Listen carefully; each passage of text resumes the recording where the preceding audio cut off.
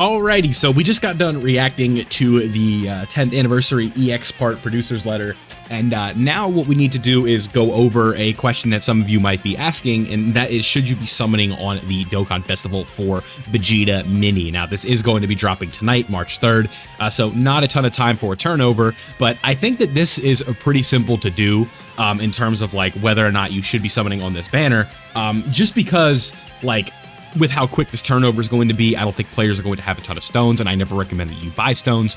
But I think that it's going to sort of come down to how the rest of the banner looks here, because with this image, this is indicating that we only have these three characters. Like, I doubt they're the only ones featured, because that would just be too easy with Pity, because then you would just not even need to get there, because as we can see by looking, we do have the 200 Dokkan Festival coins for Pity, right?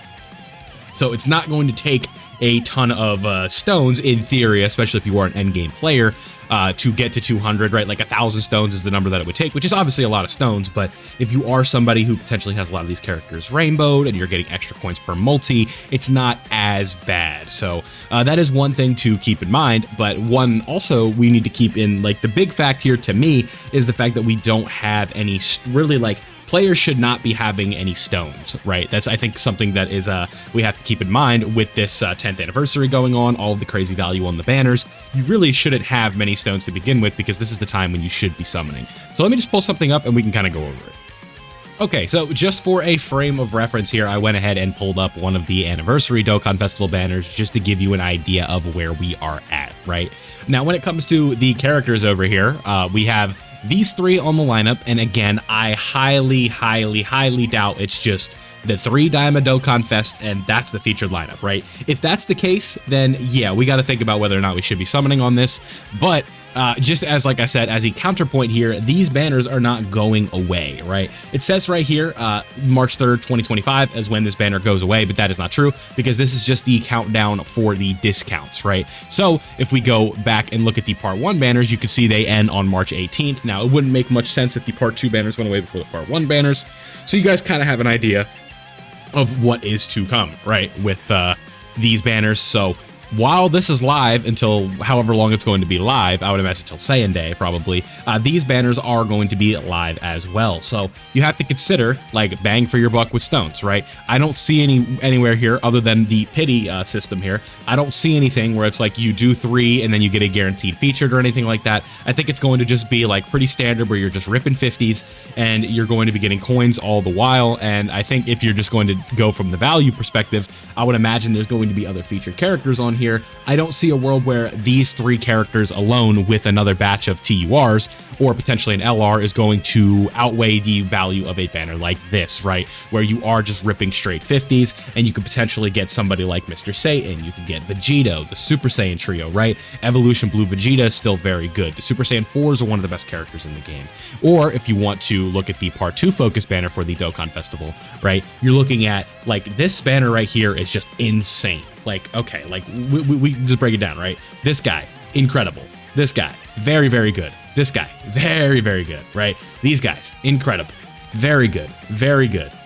Easy A next year, technically. I think this Easy A is pretty good, and then this guy is just okay.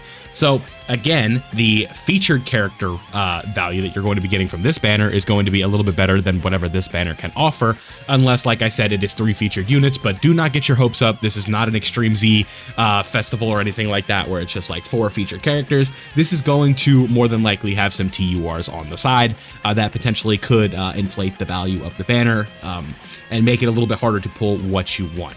And I think with just how Vegeta Mini is designed right now, the translated version, we would have to pull it up in the producer's letter. I guess we could do that really quickly. Where is his information? We want right here, right? I think that this guy has potential, but he is not on the level of the anniversary LRs by any means. He has less categories that are with his leader skill. I think what this really just kind of comes down to is you are just somebody that is excited for a Daima, and that would be the reason that you want to summon. Now, like I said earlier with the hypothetical situation here, we are not going to have a lot of turnover between the anniversary and this banner, right? Because the way that it has usually worked in the past is we get a Dokkan Fest right around this time, but it's not usually labeled as part of the anniversary, right? Like last year, we went out of the anniversary being like Beast Gohan and the Gammas, and then we transitioned right into First Form Frieza, and then the sort of the rest of the year played out. But as stated in the producer letter, they are trying to go for a different approach this year, where they want to talk about like, should you, or we want this to be like, just because the anniversary is over doesn't mean the 10th year of Dokkan is like just a non-factor, right? Like they want to continue celebrating the 10th year of Dokkan throughout the other celebrations, where it's not just we're focusing on the year 10 anniversary and then the rest of the year it doesn't matter, where it's like this is technically part of the anniversary, right? That is sort of how they've advertised it, along with the other content and the events that they have. So this is technically part of the anniversary still, and what that means is just there's not a ton of stones to be had right now. And especially if you are somebody who is still potentially missing an anniversary character, I think that things could be a little bit dicey on where you would want to summon, right? Would it be worth it to just continue to summon on the anniversary banners over the Daima banner? And I think the answer is yes. Again, with the featured lineup, we'll have to see. But again, I am making this video pretty early because I think the answer to me is just an easy no. You should not summon on this Daima mini banner or Vegeta mini banner.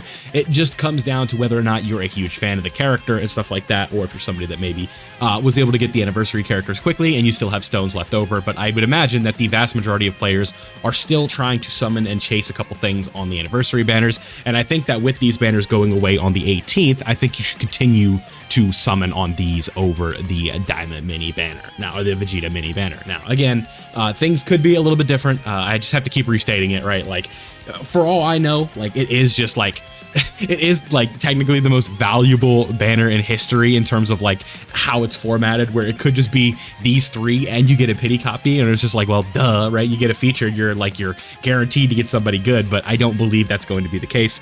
They're going to find a way to fill this banner up, and I think that is going to be a major factor in telling you guys that I think you should skip it. So overall, just wanted to give my quick thoughts on whether or not you should be summoning on the Vegeta mini banner here.